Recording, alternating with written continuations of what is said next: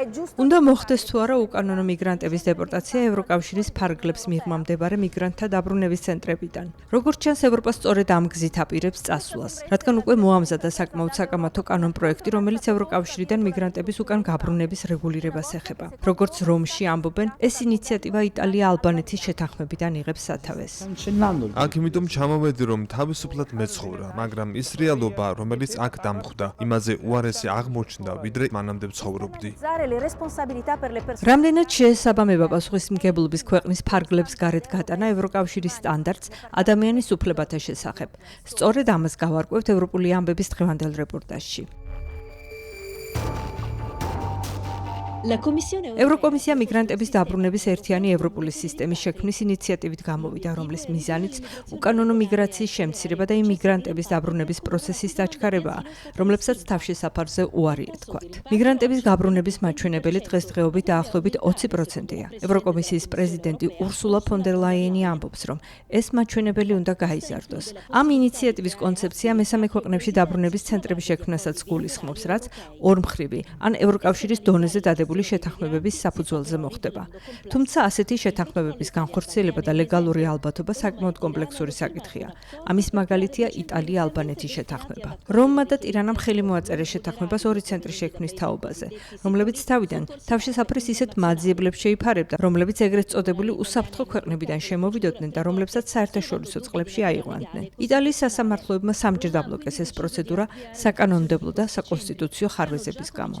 ამის შემდეგ რომში გადაწყვიტეს აღნიშნული ცენტრებისთვის ახალი ფუნქცია მიენიჭებინათ და ისინი გამოეყენებინათ როგორც უკან გამბრუნებელი ცენტრები იმ მიგრანტებისთვის, რომლებსაც თავშესაფარზე უარი ეთქვათ.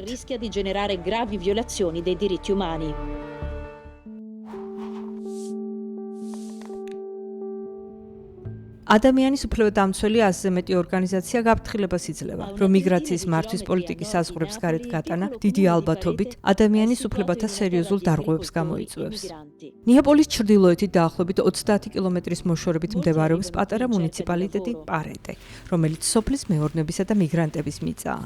ბევრი აქ სამუშაო საძებნელად ჩამოდის. მე აქ ატებთან და მოეტასთან შესახვედრად ჩამოვედი. ჩემი ვაჟი 20 წელია არ მინახავს. 8 წლის იყო რომ დავტოვე. მინდა მივიღო ის დოკუმენტები, რომლებიც აქ უსაფრთხოდ ცხოვრებისა და მუშაობის უფლებას მომცემს, რომ გაძევების საფრთხე აღარ დამემუქროს.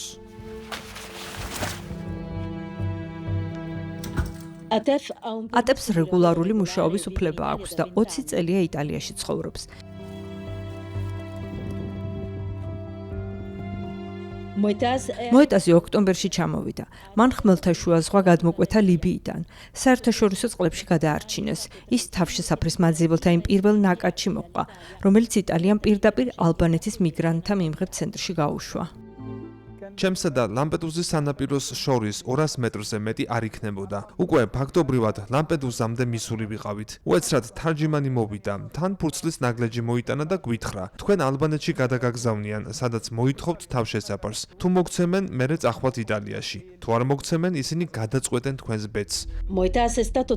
მოეტაზი მცირე სამაშველო ნავიდან იტალიური ფლოტის გემზე გადაიყვანეს. იქ 3 დღე იყო, სანამ ალბანეთში ჩავიდოდა. ალბანეთში დაგვპირდნენ, რომ შევძლებდით თავისუფლად გადაადგილებას და ჩვენს ახლობლებთან ტელეფონით დაკავშირებას, რათა გვეთქვა, რომ ცოცხლები ვიყავით. მაგრამ, როდესაც ჩავედით, ყველაფერი აგვიკრძალეს. დაგვიყენეს სათვალთვალო კამერა, შეიარაღებული დაცვა, გარს კი 7 მეტრიანი კედელი გვერტყა. მოეტაზი ალბანეთში მხოლოდ 1 კვირა დარჩა. რომის სასამართლომ გააუქმა მისი დაკავება იმის საფუძველზე, რომ შეუძლებელი იყო მოეტაზის სამშობლო უსაფრთხო ქვეყნად ეცნოთ. ამ სიმბოლურმა საქმემ ზედაპირზე ამოატივტივა ყველა ნაკლი იმ სისტემისა, რომელიც იტალიაში თავშესაფრის მიღების მსურველთა მართვის ქვეყნის საზღვრების გარეთ გატანას ემსახურება. ეს საკითხი ახლა მართლმსაჯულების ევროპული სასამართლოს ხელშია. მოეტაზის ადვოკატი დარწმუნებულია, რომ პროცედურების დაჩქარება იმ მიგრანტებისთვის, რომელთა მდგომარეობასაც არ თვლიან სახიფათოდ და რომლებიც ეგრეთ წოდებული უსაფრთხო ქვეყნებიდან ჩამოდიან, არღვევს იტალიის კონსტიტუციას.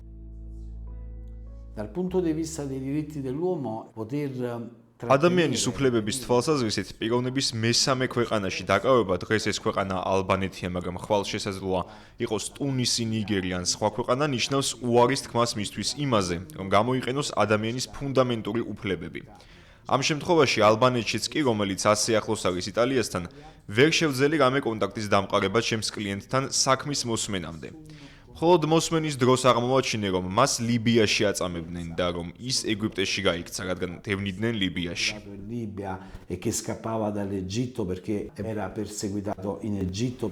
მოეტაზი თავის ადვოკატს რომში შეხვდა მამასთან ერთად, სანამ სასამართლოს მოსმენა შედგებოდა, რომლის დროსაც იგი საერთაშორისო დაცვის მოთხოვნა შეიტანს. იგი ფიქრობს, რომ მისი უფლებები დაირღვა. როდესაც იქ ჩავედი, მითხრეს, რომ უნდა მქონოდა გასაუბრება, სასამართლო მოსმენა, შევხვედროდი შინაგან საქმეთა მინისტრს. ვერ შევძელი მათ კითხვებზე პასუხის გაცემა, რადგან გადაკანცული ვიყავი. ჭუჭყიანი და ზღვის წყლით გაჟღენთილი ტანსაცმელი მეცვა. ეს ყველაფერი ალბანეთში მოხდა. 6 თუ 7 დღე შხაპი არ მიმიღია.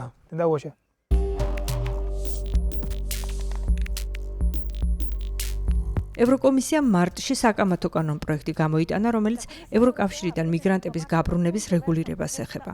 ამ კანონპროექტზე მის მხარდამჭერს ევროპის სახალხო პარტიის ჯგუფის ვიცე-თავმჯდომარეს ტომას ტობეს ვესაუბრე.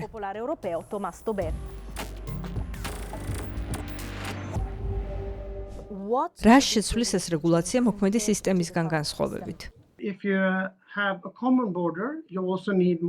როცა ერთიანი საზღვარი გაქვს, ერთიანი ევროპული პოლიტიკაც გჭირდება და დღეს მიგრანტების დაბრუნებასთან დაკავშირებით 27 განსხვავებული მიდგომა გვაქვს. დღესდღეობით მიგრანტების გაბრუნების გადაწყვეტილებებიდან მხოლოდ 20%-ია ეფექტიანი. ამიტომ ვდგამთ ახალ ინოვაციურ ნაბიჯს გაბრუნების ცენტრებთან დაკავშირებით.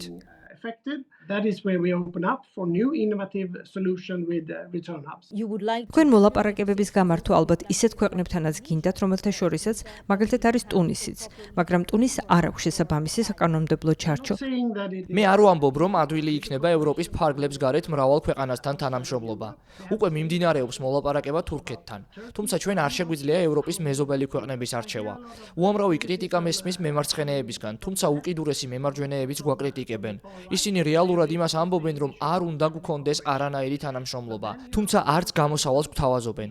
ჩვენ გვყავს ისეთი ხალხი, რომელსაც აქვს ევროპაში თავშესაფრის მიღების უფლება და ისინი უნდა დავიცვათ, მაგრამ ვერ გავატარებთ ისეთ პოლიტიკას, როდესაც ვამბობთ, რომ უარის მიღება რეალურად არაფერს ნიშნავს, რომ არ არის საჭირო უკან გაბრუნება, ასე ვერ გაგრძელდება.